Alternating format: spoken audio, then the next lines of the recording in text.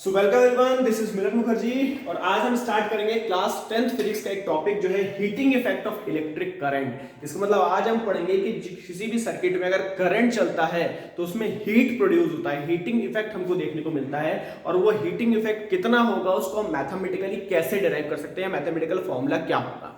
या इसके लिए एक साइंटिस्ट है, उनका नाम है जूल्स, उन्होंने एक लॉ दिया हुआ है जिसको हम जूल्स लॉ ऑफ हीटिंग के नाम से पढ़ते हैं। तो जूल्स लॉ ऑफ हीटिंग क्या है उसके बारे में जानते हैं और समझते हैं कि किसी भी सर्किट में हीट कैसे प्रोड्यूस होगा या कितना हीट प्रोड्यूस होगा। तो उसके लिए हम चल रहे हैं बोर्ड पे। तो आप लोगों ने वो देखा होगा, आप लोगों ने कॉइल देखा होगा, हीटिंग कॉइल, जो कि बहुत ही रेड हॉट हो जाता है, गर्म हो जाता है और उसमें अपने को हीट फील होती है। तो वो कैसा देखने को मिलता है, या फिर आपने किसी बल्ब को कभी जलते हुए बल्ब के आसपास हाथ ला के देखा होगा तो आपको उसमें से हीट फील होती होगी। तो heat, what is heat? Heat is a form of energy. Heat energy का ही दूसरा नाम है और how much amount of heat, कितना हीट हमको मिल रहा है उसको पता करते हैं।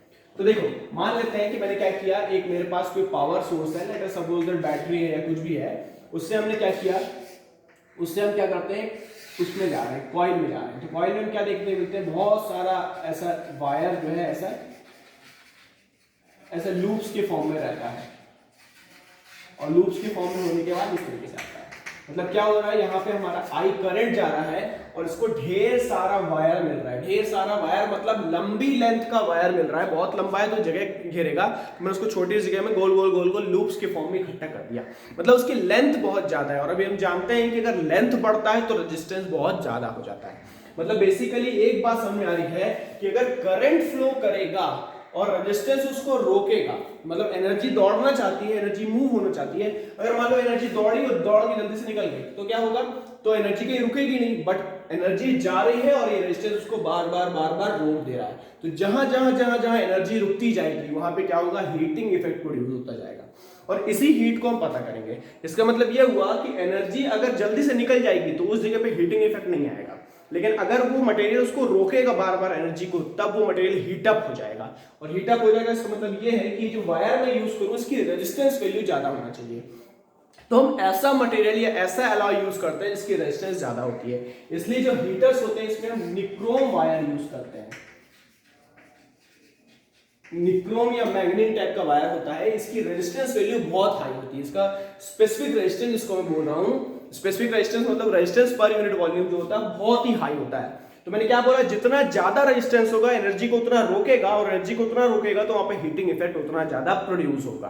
तो अब क्वेश्चन अराइज होता है कि कितना हीट प्रोड्यूस होगा।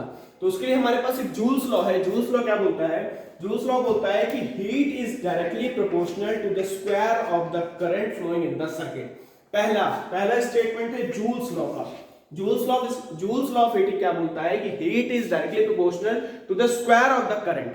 ठीक, दूसरा, ये जो हीट है, heat is directly proportional to the resistance of the circuit. Circuit में जितना ज्यादा रेजिस्टेंस होगा हीट भी उतना ज्यादा होगा। और तीसरी चीज हो जाती है हमारे पास टाइम। जितना देर तक करंट फ्लो हो रहा होगा उतना देर तक आपको हीटिंग इफेक्ट मिलेगा। मैंने बोला हीटर को मैंने ऑन किया, ऑन करने के बाद 2 सेकंड बाद बंद कर दिया तो हीट थोड़ा सा ही होगा। हीटर को ऑन किया और कम से कम 20 मिनट तक रखा रहा तो हीटिंग इफेक्ट ज्यादा देखने को मिलेगा। तो यहाँ पे हम देख रहे हैं कि heat is directly proportional to the square of the current, heat is directly proportional to the resistance, heat is directly proportional to the time taken. इन तीनों को अगर कंबाइन कर दे तो ऐसा बन जाएगा कि heat is directly proportional to the I square R T. और अब हम चेक करते हैं कि क्या जब भी इस प्रोपोर्शनलिटी साइन को मैं हटाता हूं तो क्या कोई दूसरे फैक्टर आते हैं। तो हम देखते हैं कि इस मटेरियल के अंदर रेजिस्टेंस के अलावा और भी कोई दूसरा फैक्टर नहीं होता है। नहीं होता है तो क्या होगा, नहीं होगा तो क्या होगा, हमने एक कांस्टेंट रख दिया, कांस्टेंट हमने k शो कर दिया, तो h is equal to k i square r t बन जाएगा। अब k क्या है, k एक कांस्टेंट है कि हाँ, कोई और दूसरे फैक्टर भी हो सकते हैं। मतलब जब भी मेरा हीट का फॉर्मूला बनेगा तो i स्क्वायर r t मेरा ऊपर की तरफ आएगा। अब ऊपर की तरफ आएगा मतलब ये सारे फैक्टर्स अगर बढ़ेंगे तो हीट भी बढ़ेगा। मैं मान लेता हूं कि इनके अलावा भी कुछ फैक्टर होगा जो हीट के वैल्यू को अप या डाउन कर सकता है। तो मैं मान लिया वो फैक्टर क्या होगा, k होगा, और मैं देखता हूं कि यहाँ पे कोई भी दूसरा फैक्टर नहीं है तो k की वैल्यू क्या हो जाएगी, k की वैल्यू 1 हो जाएगा। मतलब लेट अस सपोज दैट कोई दूसरा फैक्टर होता जो हीट की वैल्यू को 2 टाइम्स कर देता तो k की वैल्यू क्या होती, 2 होती। बट यहाँ पे हम देख रहे हैं कि कोई दूसरा फैक्टर नहीं आएगा और हीट की वैल्यू, k की वैल्यू हमेशा क्या होगी, 1 ही होगी। तो अगर मैं k की वैल्यू 1 रखता हूं तो अल्टीमेटली हीट का फॉर्मूला क्या बन जाएगा, हीट का फॉर्मूला बन जाएगा मेरे पास I स्क्वायर R T। और इसको किसने दिया था, एक साइंटिस्ट थे, उनका नाम था जूल्स। जिनके नाम पे एनर्जी की एसआई यूनिट बनी है जूल्स, और इसी स्टेटमेंट को क्या बोलते हैं, इसी स्टेटमेंट को हम बोलते हैं joules law of heating, joules law of heating. ठीक, अब इस जूल्स लॉ ऑफ हीटिंग को अपन काम करते हैं, किसी दूसरे तरीके से समझने की कोशिश करते हैं। किसी दूसरे तरीके से समझने की कोशिश करें मतलब क्या, हम अगर मेरे को हीट को पता करना है तो हीट क्या है, heat is a form of energy, heat is a form of energy. और अगर मुझे एनर्जी को पता करना है तो फिजिक्स में हम क्या करते हैं, एनर्जी को पता करने के लिए हम क्या करते हैं, वर्क डन पता करते हैं। अगर मैं वर्क डन पता कर लूंगा तो मैं हीट एनर्जी को पता कर सकता हूं। अब हीट एनर्जी को कैसे पता करें, तो चलिए समझते हैं कि असल में होता क्या है, जो करंट फ्लो होता है तो उसमें हो क्या रहा है। मैंने बोला कि यहां से जब मेरे इलेक्ट्रॉन्स इधर फ्लो करते हुए जा रहे हैं, इधर पहुंच जा रहे हैं, और इधर क्या होता है, इधर मेरा पॉजिटिव चार्ज इधर की तरफ लिबरेट होता है। तो पॉजिटिव चार्ज लिबरेट एक्चुअली नहीं होता, इलेक्ट्रॉन्स वहां से मूव हो जाते हैं तो वो एरिया चार्ज हो जाता है। तो मैंने बोला कि कोई पॉइंट को इमेजिन करता हूं मैं, और यहां पे मैं क्या करता हूं, यहां पे मैं क्यू चार्ज को पहुंचा देता हूं, यहां पे मैं क्या करता हूं, क्यू चार्ज को पहुंचा देता हूं। और इस एरिया का जो पोटेंशियल डिफरेंस है, वो पोटेंशियल डिफरेंस क्या है, मेरे पास V है। तो मैंने अपन ने जब लास्ट में पोटेंशियल के बारे में थोड़ा बहुत पढ़ा था तो ये जाना होगा हमने कि अगर मुझे किसी पॉइंट पे जिसका पोटेंशियल V है और मुझे जीरो पोटेंशियल वाले रीजन से चार्ज को उठा के इस पॉइंट पे अगर लाना है, मान लो वो चार्ज क्या है, मेरे पास Q है, तो मुझे क्या करना पड़ेगा, इसमें कुछ ना कुछ वर्क डन करना पड़ेगा, मतलब मेरे को इसमें वर्क डन करना पड़ेगा, वर्क डन मुझे यहाँ लाना पड़ेगा। और उससे क्या होता है, इसमें पोटेंशियल एनर्जी स्टोर हो जाती है। और फिर जब हमने इलेक्ट्रिक पोटेंशियल का फॉर्मूला पढ़ा था, इलेक्ट्रिक पोटेंशियल कैसे पढ़ा था कि electric potential is equals to work done, total work done पता कर लो उस पॉइंट पे चार्ज को लाने के लिए, जितना चार्ज लाया उससे डिवाइड कर दो।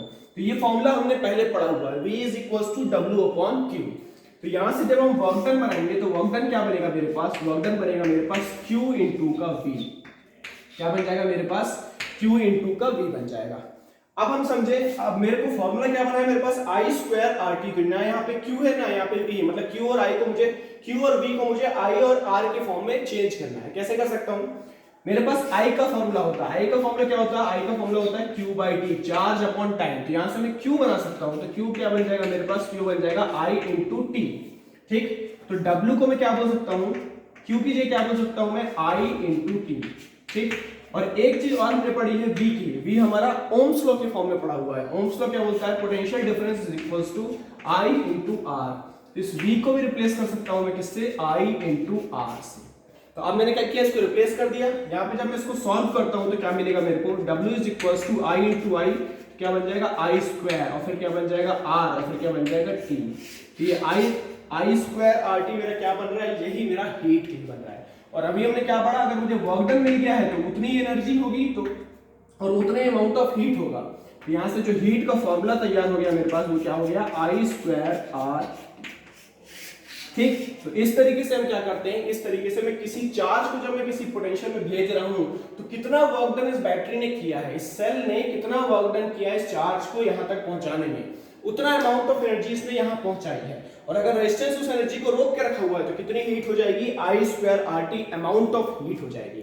अगर I square RT amount of heat हो रही तो इसकी SI यूनिट क्या बनेगी, तो heat is a form of energy, और एनर्जी की SI यूनिट क्या होती है, एनर्जी की SI यूनिट हमेशा जूल होती है।